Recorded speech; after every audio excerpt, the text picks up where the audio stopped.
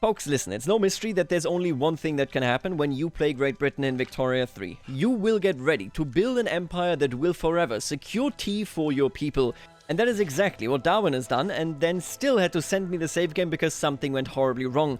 In and of itself, this empire looks really good, right? You got Australia, Canada, of course, South Africa, India, and then you got Taiwan. You got several treaty ports in China altogether. You got most of South America, or rather the important parts, of course. And then, for some reason, you also have Estonia. This is a hegemon right here.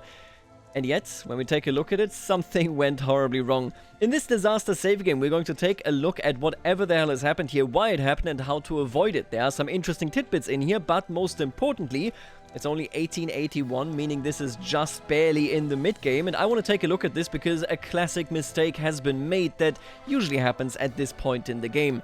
Now, I will tell you, as we of course will walk our way through this save game, we won't really be playing much in this save game. The reason for this is that if you already have 1 billion GDP, the game is essentially over. I mean, look at this. It's, you know, against the vanilla AI, there's not really much that they can do, and as Great Britain is very overpowered, Darwin, of course, ran ahead without a doubt. We're just going to solve the issue and then fix the save game and pack it away, because this is world hegemony right here by the British, and I don't think I need to make this any stronger than it already is. Now, as with every disaster save game, initially we need to try and understand what actually happened here, what went wrong and how to fix it. Basically, we have to reverse engineer it. If we don't understand it, then we can't address the issue at hand. And right here, I think very easily look at this. Man, I hate the flickering, but be that as it may, we have shortages everywhere, and normally that may very well mean that, yep, we are underproducing or overproducing, driving us into a bit of a spiral, but that's not really the issue here, because once you take a deeper look at it, you will indeed see that we have massive market access issues. And market access issues don't really come down to actual shortages. This is something that creates shortages. See, with these economic issues in Victoria 3, I've seen it quite a bit. People will go into the endgame and then make this very classic mistake. They will see shortages and say, oh, wait a minute, I need to build more iron mines. Or, for example, my railways aren't really running well because I have a lack of engines. That means I need to produce more engines. And this is how you get this. But it really isn't the truth. Because you can see we are severely underemployed, and we are in a situation where, well, quite literally, we are producing at a massive malice. Look at this right here, 5% on electricity, and then this is handed down, of course, to the railways, which are producing at minus 29% penalty right now. This is not actually an over or underproducing issue. This is an issue of a market contracting, because one piece fell apart and then the entire market falls apart. But let's dissect that in greater detail after understanding the other numbers that really matter to us here on this bar. First of all, obviously, we have the standard of living, and I don't think anybody should be surprised that we are doing incredibly well. You can also see that we do have radicals, but in the end game, this shouldn't really matter all too much. If we check our bureaucracy, you can see that we have the maximum law enforcement level, which makes it so that, sure, you may very well at some point have radicals, but they're generated in a slower fashion, and their penalties aren't actually that severe. This is a pretty decent situation. We currently do have turmoil in certain states, but we are prepared for it. What we also need to do to continue being prepared for it is, of course, making sure that not that many radicals are added as we move forward. We need to fix this economy so that this doesn't get out of our control. Right here, the loyalists are also looking fine, but as you would expect it with an economic downturn like this one, yeah, everybody kind of starts hating us because their standard of living begins to decrease. The only number that really matters here in terms of this top bar that remains is essentially this, our budgetary situation. So let's just take a longer look at it so that we can fully comprehend it. Now, when we take a look at this budget screen right here, I will now tell you something that I usually tell exactly the other way around. In this budgetary situation, I would without a doubt advise you to actually stay with high taxation. The reason for this is fairly simple. When we take a look at our politics, you can see that the industrialists are not powerful, only 7.7% clout, and they're also not positive about us. If they were positive, we could hope for this bonus right here, plus 10% capitalist investment pool, but they most certainly aren't. And we would have to change a whole lot of laws that, without a doubt, wouldn't be supported by the trade unions and the intelligentsia. They are jingoists right here, and they are moderates, but the trade unions, of course, would hate it if we did stuff that the industrialists like. This means that we are in a fairly social welfare sort of leaning playthrough, and it also means that we can't hope for this number to grow as big as we would need it.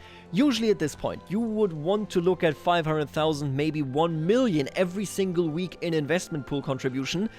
But with industrialists that look like this, that is not really something that you will be getting. If anything, I personally would argue that this Great Britain is perfect to jump into a council republic. We're not going to do that, don't worry about it, but I do think we're definitely on that trajectory. This means that as it stands, we can't hope for the investment that we need coming from the investment pool, meaning we need to get it via taxes. And we need that money, trust me, because we need to re-gear the economy to start working again. And this really only works with this. Yeah, normally at this point in the game, I'd advise you to be at maybe low taxes so that you can build a standard of living, so that you get everybody to be incredibly loyal, giving you all the bonuses from all of these interest groups, but as it stands, we just can't do that. The other thing is, of course, that we're looking at a lot of consumption taxes. We're going to leave them all exactly the way they are for the moment, and then can move on to the national expenses.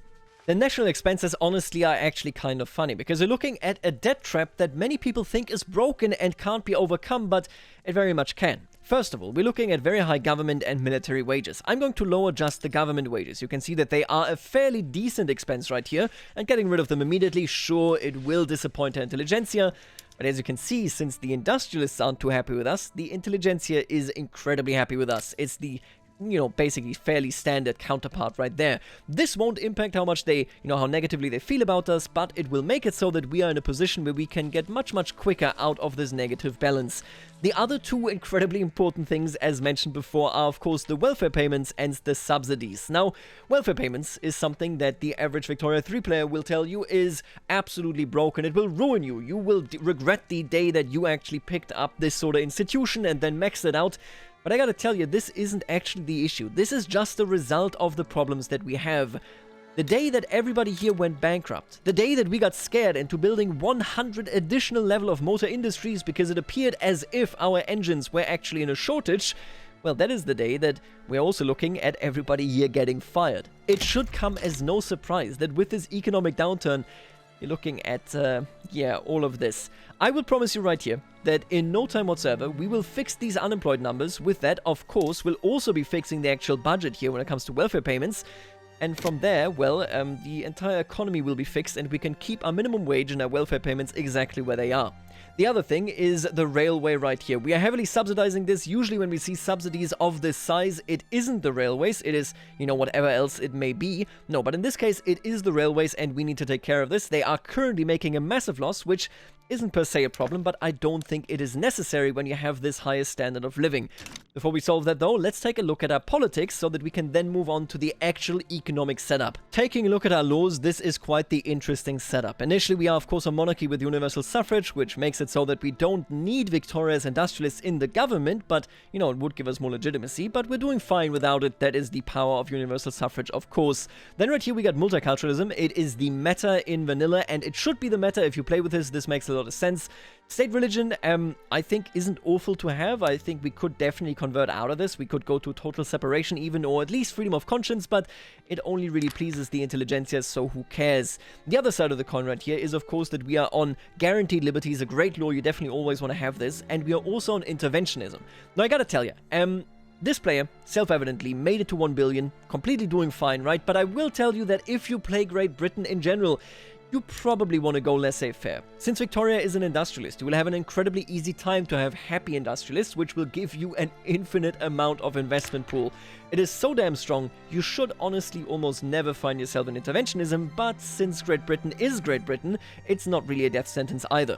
Other than that, we are very, very normal here when it comes to these laws. I think public schools and public healthcare insurance makes perfect sense. We got protected speech as well, and then we have what so many people are afraid of. Workers' protections and, of course, the old age pension. But we don't just have these. No, we have them maxed out.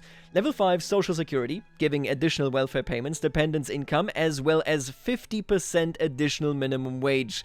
Yeah, I love this playthrough, because this is a very clear power move right here, okay? We can have a massive, massive amount of welfare, and we can have a really good amount of minimum wage, making it so that we don't even really need to switch to Council Republic to build up our standard of living. It wouldn't hurt, and we could do it, but we are already in a really good spot because everybody is making mad money. As far as all of these institutions are concerned, it has to be said, this is a good setup. There's nothing wrong with this. So I think it is fair to acknowledge, if we want to make this into the best form that it possibly can be in, since we basically have no industrialists, since we are on interventionism, and since we are in a situation where We have 1 billion GDP with massive, massive wages.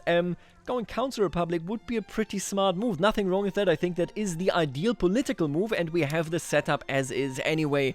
The trade unions right here exist. Obviously, the intelligentsia are liberal, but I think we could pull it off just with the laws, or rather with the supporting factions that we have. The armed forces, right. I think they actually went communist together with the rural folk. Yeah, there they are, communist, and the armed forces are also vanguardist. We could pull this off. I think it is completely viable, and counter-republic is the smartest move, but we're not even going to do this because it actually isn't necessary. And you know what I just noticed? Is this John Fisher? Is this the John Fisher? Wait a minute. Yeah, this is the John Fisher, the single most important naval admiral of the Royal Navy. And this is actually his birthday. This man is an absolute legend. Read up on him if you haven't already. And he's serving as them. I didn't know that this guy was in the game. That's pretty neat. Alright, but let's put the political issues aside. We should become communist if we want to have it optimized. We should remain capitalist, but actually go towards laissez-faire if we want to make that big swing for the investment pool. Right now, this is not an issue. We're getting very, very little from our investment pool, and that is not really the fault of the capitalists. Rather, it's of course that everybody's losing money right now, which means that nobody's contributing. If there are no dividends, then there is no investment pool. This is a pretty easy and fairly common scheme, I think. The main issue that we have is that the player very clearly didn't recognize what the actual economic downfall issue was. What we have now is the aftermath. This is a chain reaction. Literally everybody is out of work, nobody is really functioning all that well unless we are paying for it, like with this port here for example, and that means that all of a sudden they all become angry, unemployed people that live on, our costs, of course, because of the welfare payments right here, and this is the end of the chain reaction, but we can't solve it at the aftermath. We have to solve it at the origin point. And the player essentially saw exactly the wrong point in the economic system as the origin point. Let's start by taking a look at what the player is actually building. This construction queue right here is incredibly fascinating to me, much like Massive Ukraine is, because we're looking at an issue where essentially every single thing that is currently being built in the construction queue very clearly is a panic move, and this panic move is entirely incorrect. The motor industries that are being built are unnecessary. We don't need more motor industries. We need more people working in the already existing ones. When we take a look at the railways that are being built, we don't really need more railways. It's just going to drive our deficit into the negative even more. What we need is not having this penalty of 29%, soon to be 30% on our railway production, because then all of a sudden our infrastructure would get much better results and we no longer would have shortages. The issue of our economy is market access, that much is true. But the market access issue doesn't stem from railways or our actual model of train that we're using, it stems from something that lies underneath. What is being built right here is a panic reaction, but the actual issue is a technological transition.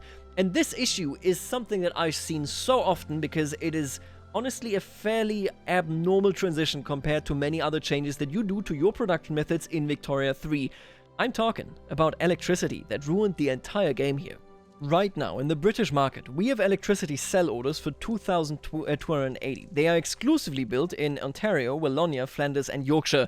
Let me tell you already, I think Flanders obviously belongs to Belgium. It is in our market, similar to Wallonia, but Ontario and Yorkshire are both incorporated, and Ontario is very clearly producing much, much more. On the other hand, we have a demand of 13,500, which absolutely outpaces anything that these power plants currently could give us. What does this mean? Well, it means that as soon as the power plants are used to create, for example, let's see right here, everything related to the steel mills, and then that goes into the motor industries, we are looking at massive penalties. The transition to electricity is something that you shouldn't kickstart at once, which clearly was done here. All of these industrial pieces here are coming together to utilize electricity and are completely overburdening the system. Now, you might say, okay, wait a minute, but how do you actually get the electricity from Canada to Britain? And I say, quiet. We don't talk about the magic electricity in this game, okay? The important part to realize here is that the transition to electricity should have occurred in piece by piece by piece steps, rather than all of this at once. Once electricity doesn't work, we have penalties when it comes to steel mills. These steel mills hand these penalties down to the motor industries, which then in turn, you guessed it, hand it down indeed to the infrastructure department. With that I mean the railways, and that all of a sudden has the entire economy crash. When you are in this situation, when you make a transition, be careful about it, make sure that you keep it fairly balanced, and most importantly, when you transition to, for example, electricity, make sure that you recognize this as a potential issue going forward. The player here, again, took a look at the consequences of the transition to electricity and started to build there. But this won't solve anything. Electricity is the real deal, and that is what we need to clean up if we want to get out of this debt trap. Today, we are going to fix it, and we're going to fix it fairly quickly. Taking a look at the production methods right here, I will quite literally just roll back everything that utilizes electricity. You can see it right here. These are mostly, of course, automation technology production methods. We don't need them. They're completely fine. Just making sure here. There you go. Yep, this electricity is essentially costing us everything that we have, including right here. We are rolling it back. The more electricity you ultimately produce, you can then switch per building level individually. Do not switch like this, you know, where you switch everything and then you crash. Switch it piece by piece. Electricity is difficult because you need it in your entire market, but you introduce it only gradually. I will also, by the way, roll back the automobile production. I'm doing that because at this point in the game, most people don't really have a demand for it. If you actually take a look at this, you can see it right here, I believe, which means that they don't really buy it. You can see it right there, 0.2% of the expenditures, which just makes the actual manufacturers here, the motor industries, much less profitable. That is bad for you, that is bad for everybody. Yeah, you don't want that, so just roll that back. I'm even going to roll back, frankly, these gas streetlights. I think I'm going to roll this back to public trams. We have so many unemployed people that can work in the urban centers. It's completely fine. And that should be it here. Now, right here, I might actually keep this in place because this isn't all that much in terms of electric usage.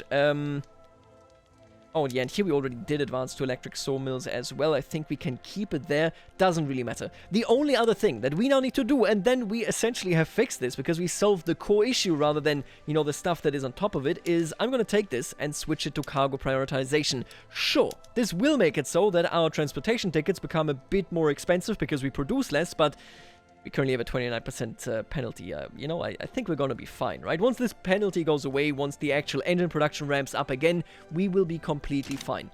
After I now reset the market, our electricity demand will be going down like an absolute stone, like a rock. You can see it right here as well. Our urban centers appear to still be demanding, and let me just... Oh, right, it must be the urban centers of the Belgians and so on. Let me just double check this here. Ah, I wish I could tell, but apparently not. But as you can see, we're fixing all that, and then we can basically just delete this entire queue.